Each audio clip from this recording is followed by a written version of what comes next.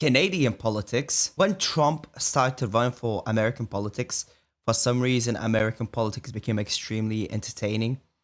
But now, because all of the nonsense surrounding Trudeau, the Prime Minister of Canada, is coming out, he's having a downfall, a very substantial downfall, due to the horrible position that he created in Canada. Poilievre, which is the Conservative Party leader in Canada, and Jordan Peterson, which is a clinical psychiatrist, I believe. They had some sort of like an interview or a podcast, and they discussed Trudeau between them, as they both are Canadians. So let's check it out. It's going to be interesting. They're your two, the two people who you'll be facing off against in some real sense, and you do face off against quite regularly in the House.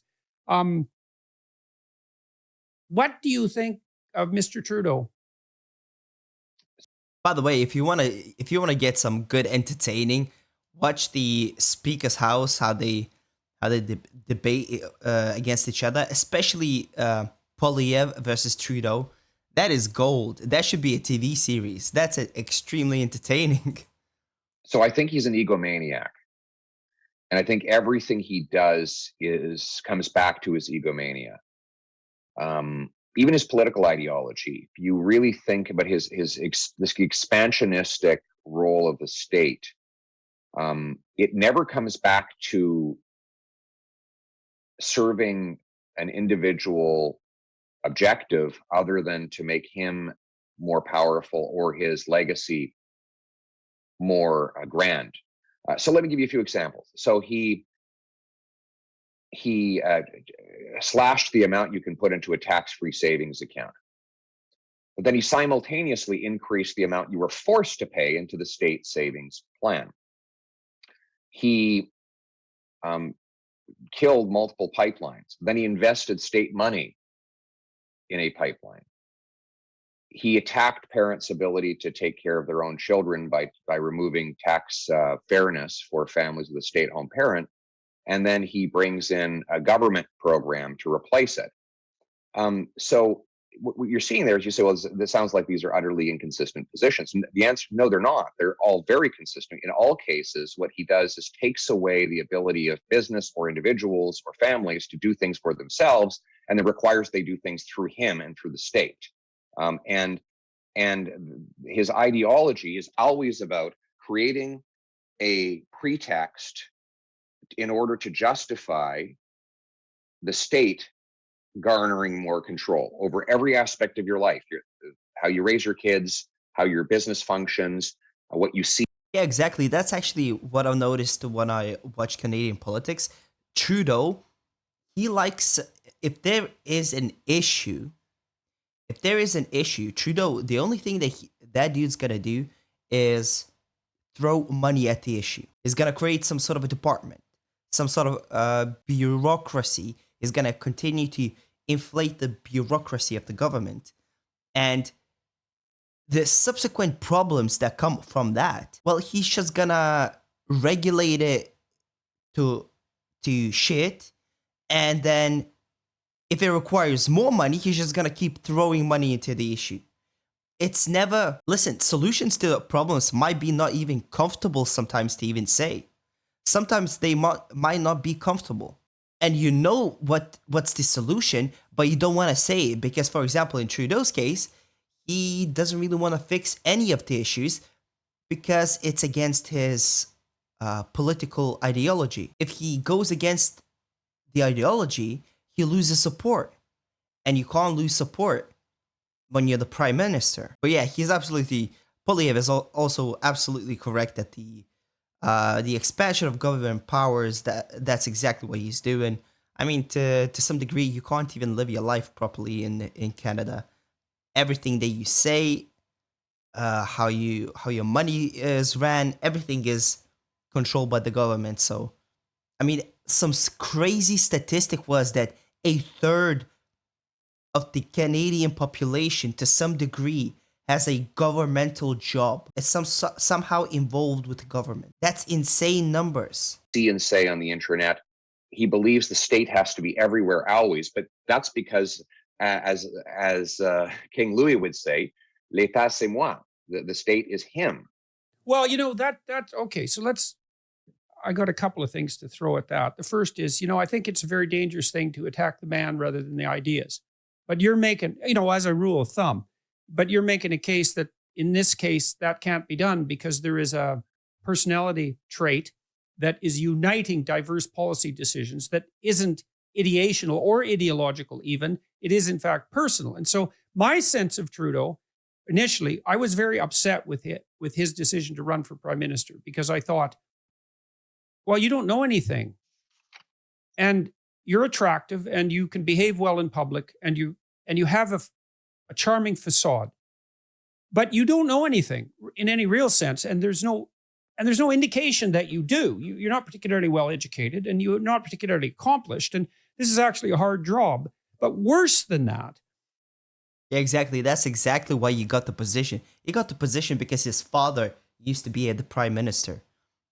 Plus, yeah, he is a good-looking dude. He is also charismatic. He has back in the days in 2015, he did have like some sort of a likable persona, but that's the only reason. He used to be a drama teacher. Like, bro, in what world are you qualified in any sort of a way to run a country?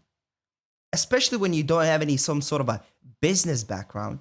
For you to be good at, for example, regulating the tax code, to some degree you have to be involved with the tax code. And it's not simply just filing your taxes. If you own actually a business, then at that point you understand how exactly where the drawbacks, where the pluses and drawbacks are of the government's regulatory systems. The only reason you even have the vaguest possibility of succeeding is because you have the same last name as your father.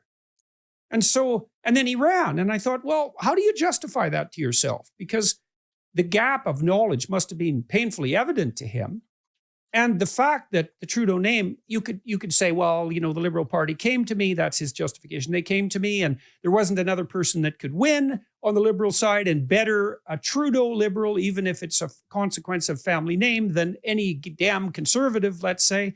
But I still saw it as a manifestation of a really profound narcissism. I think a reasonable person would have said, I'm not prepared for this, certainly not yet. And I'm not the man that there needs to be in this position.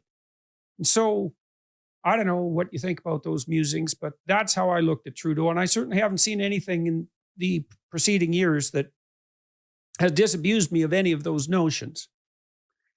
I mean, I think there's some truth in that. His victory was definitely not a meritocratic one, and he was probably the least vetted prime ministerial candidate in our history. The media just glossed over so much of his life to go straight to help him and protect him. It was almost like they built a protective cocoon around him, and like he had dressed up in grotesque racist costumes so many times. He says by his own claim, he can't remember them all.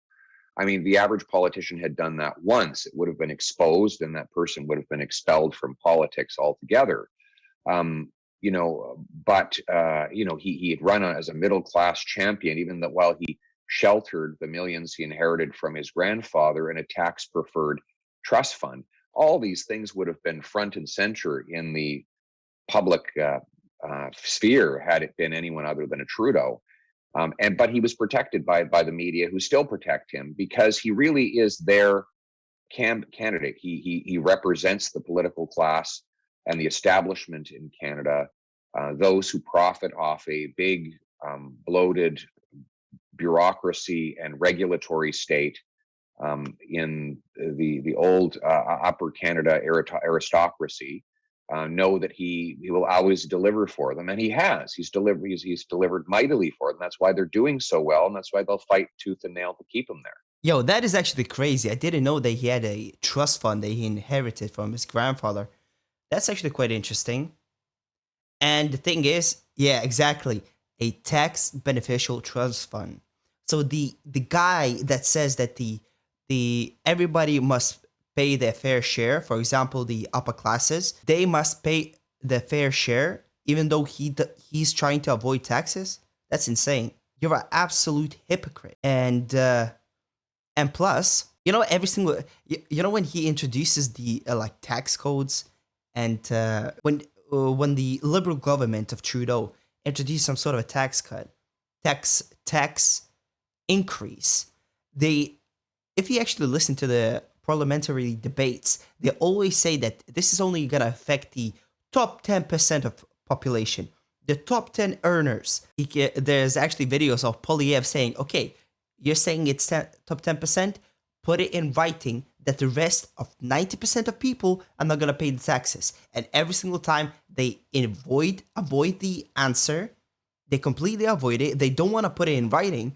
And they know for a fact that the rest of 90% of people are also going to have to pay. But the thing is, the smaller amount that the 90% of people have to pay in, for them, that small amount is more meaningful than the bigger amount for the top 10%, because they have they literally have more cash. They have more capital. For them, paying 10 G's in a year in extra taxes, it doesn't really affect their livelihoods to such a degree. However, for the, let's say, bottom 30%, paying extra $500 in taxes, that's a lot of money to them. Idiocracy. Like, you gotta be so stupid not to understand how these percentages don't really reflect on life. Like, that 1 or 2% for the bottom, that means that's a lot of money for them.